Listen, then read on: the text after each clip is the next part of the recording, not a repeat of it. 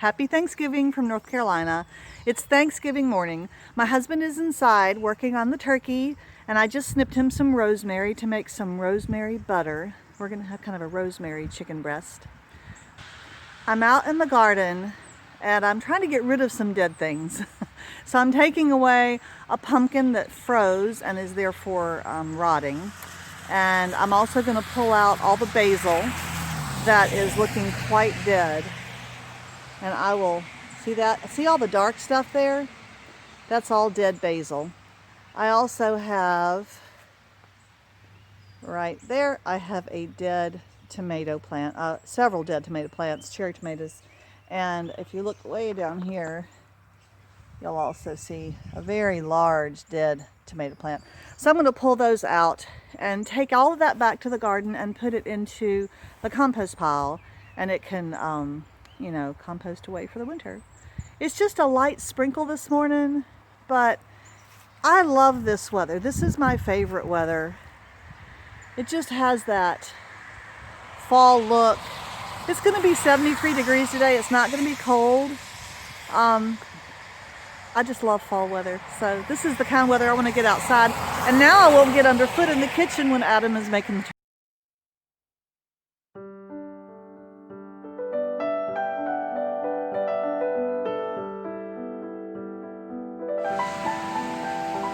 Hi again. Well, I've finished digging up all the basil and tomatoes, and now there is a light misty rain. This is the kind of weather where you can wear a little flannel shirt and some long pants and still feel kind of warm, but the rain and the little bit of breeze makes it cool. It's just my favorite weather. If I didn't want to get my phone wet, I would just go walk in the rain because I love that. So I'm going to take the last wheelbarrow load back to the compost pile by the barn, and then I'll go inside and watch the Macy's Day Thanksgiving Parade. See you later.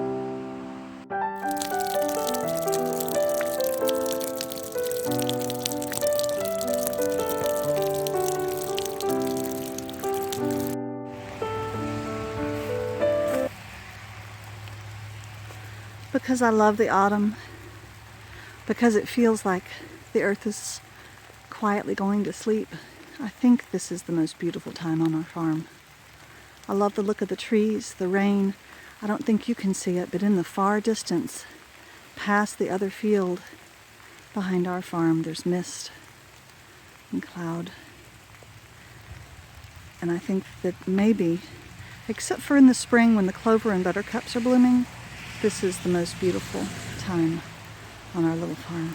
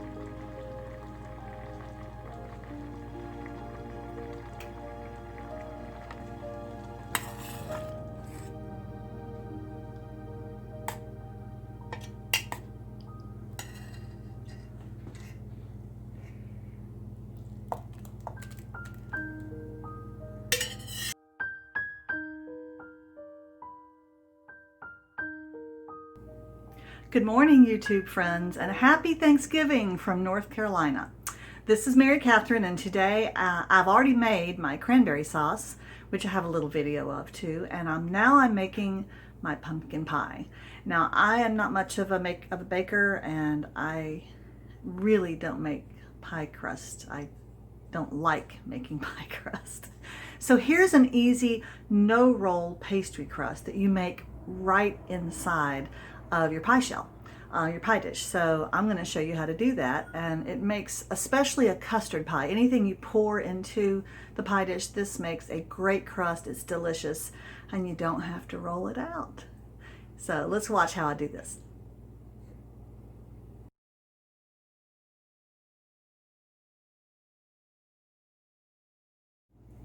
All right. So the recipe comes from a cookbook called Southern Sideboards, which was put out by the Junior League of Jackson, Mississippi many years ago.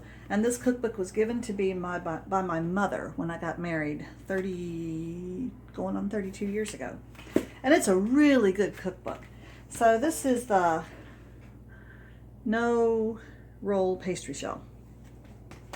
And you start just very simply with 1.5 cups of all-purpose flour. Now you'll notice I keep some of my stuff rather than, for years I had plastic canisters, Tupperware canisters for things, and yes, they keep them sealed up, but I just don't like plastic. Finally, I decided to get in touch with my inner hippie and go back to glass, among other things that pertain to my inner hippie. And so now we're keeping, very inconveniently, we're keeping our some of our essentials in glass like this. So you start out with 1.5 cups of flour, which I'm going to measure only somewhat accurately. Okay, that's about right. Okay, and then I have 1.5 teaspoons of sugar. And when we redid our kitchen, I went hunting at the thrift store week after week and month after month. Now, it's hard for me to talk and do things at the same time, and I don't want to put more sugar or more salt than I'm supposed to. A little extra sugar is not bad, but too much salt is terrible. Let's put that back up there. See how handy that was? See, I get done with it and I put it back on the shelf. This is why we redid our kitchen, because you don't have to open a cabinet and stick it in there, or worse yet, lean down and do it. So, and this one goes on the shelf over there. Yeah, let me show you that. I really like this shelf. This pan across. This is where my microwave used to be. I think I showed you this before, but now I have all my tall mason jars here with dry goods like oats and macaroni. This is popcorn, white rice. There's 2 kinds of flour here. So I really like that shelf. Okay, let's go back to our cooking. Okay, so now, oh, we don't want to leave out the cookbook. Now we've got a little bit of salt. I can keep my salt in a glass jar. Is that terrible? 1 teaspoon of salt. And you do want to shake it level, because if you do a mounding one, you're going to end up with 1.5 teaspoons, and you don't want that. Okay, now that is as easy as it gets. And I don't know if you still have one of these. This is a sifter. Used to be standard fare. You could probably use a sieve and just tap it through. But every kitchen used to have a sifter. I've had this one, I think, all my married life. Okay, so you get a nice little snowy hill there. Now the next thing we're going to do is use our cup measure and put 1/2 cup of oil in it. Find that 1/2 cup measure. I like these on the inside. I used to have Tupperware measuring stuff too. I didn't realize that my husband really didn't like the plastic Tupperware all those years. He silently suffered with them, but then we changed over to more glass and metal. And then I do guess 2 tablespoons of milk. I'm not going to get out a measuring thing for that. And then let me grab a fork. You whisk these two together. My favorite thing in cooking is if I can cook in a way that reduces my dishes afterward. And that's what I love about this, is I literally have a cup measure, a fork, and the pie pan that I'm already going to cook in, and I don't have anything else at this stage in making the pie crust. Okay, so you kind of spread out your little snowy hill, pour that in there. Isn't that fun? And at this point you're going, ah, what a mess. But all will be well. So you kind of mush it around. This is very fun. I like this part. Try to keep your flour so it doesn't go spewing out the side. This is a metal pie dish. I have 2 of these. I think my mother gave me one when she was downsizing. And I am not joking. One time I was moving, one of the many times we moved, I was moving from one house to another, and I had all my beautiful glass Pyrex pie dishes. I think I had 3 or 4 of them. They were stacked on a counter, and for some unknown reason, they slid off the counter and crashed to the floor, and they all broke. And I went from having all those beautiful pie dishes, and the only dish that didn't break in the stack was my one metal one at that point. And I thought, okay, I'm never going through that again, because I had all this glass on the floor. So the next time I saw a metal pie dish at the thrift store, I bought one. And so now I have 2, and considering I hardly ever make pies, I don't really need more than that. Okay, now, see the consistency of that? It's a paste. You could ball it up into little balls. It's pastry dough. And now you can spread it out some with the fork. At this stage, I don't mind getting my fingers into it, because after I do that, there's really nothing on it but a little teeny bit of oil. So it's not a messy mess. And then you're just going to press it out to the edges. Now for some of you, you may be looking at this going, that is way more trouble than rolling out a pie crust. And I understand that sentiment. I do.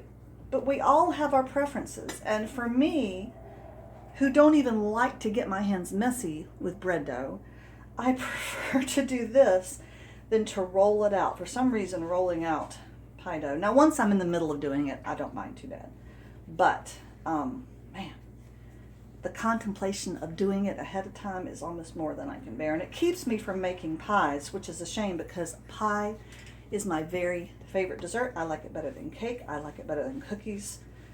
I like it better than just about anything. I love a hot fruit pie. But I'm not willing to make the pie crust, which is just laziness on my part. Okay, so here we go.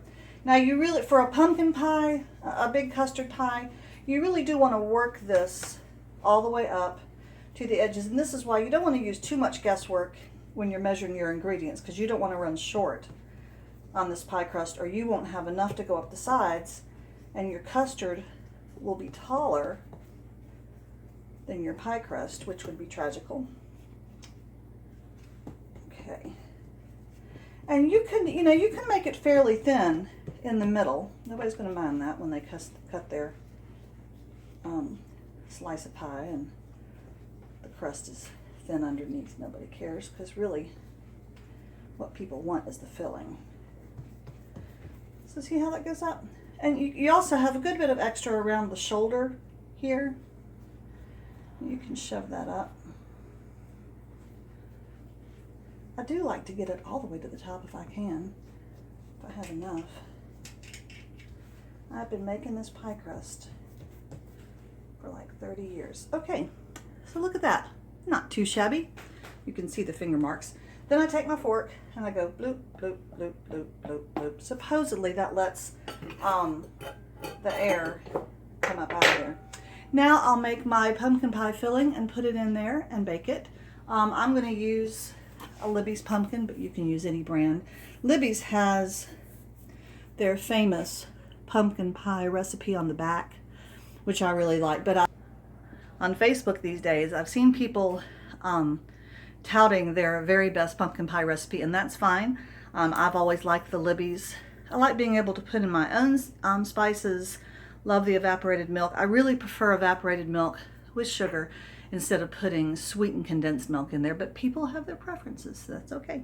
All right, maybe I'll have a shot of this pumpkin pie after it's done. I won't take you through all that process, but except for Margaret, I know that you have trouble over in Ireland finding pumpkin. This is the right can size for one pumpkin pie over here. And you can get this in any grocery store, even in little dollar stores they have it this time of year. And sometimes I'll stock up on this. I also stock up on cranberries, whole cranberries at the store at this time of year, and stick them in my freezer so that I can have homemade cranberry sauce during the year and pumpkin pie during the year in case you have trouble finding it sometime in June. So, all right, thanks so much for joining me while I do this little adventure in the kitchen.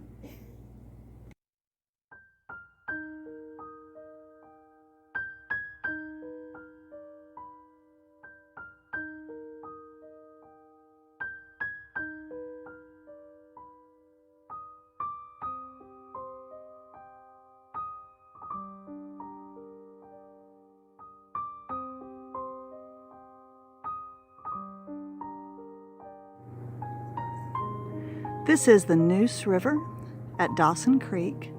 Adam and I are on our way to some friend's house to sit on their deck and eat roasted oysters for dinner. But when I saw this sunset, I just couldn't resist stopping.